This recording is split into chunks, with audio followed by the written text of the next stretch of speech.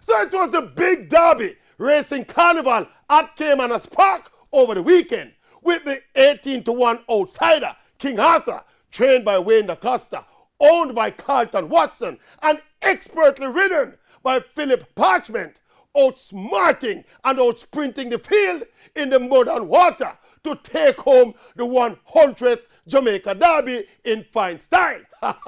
There was a different and more spectacular kind of drama at the track on Sunday though, when a horse named Band of Gold paid $270 to win in the 7th race. And that man you see right there, wallowing in the mud, is not a madman. He is the winning groom, Nigel Webley, a.k.a. Hapalang. Winnings, the man said. Yes. Winnings. The man took out in the wet and muddy truck. Yes. And then him get up and him play to the gallery. He wave to the crowd. And you think him done? No, him not done yet. Yes. Mud and water. Here we come again. Him chuck up again. Yes.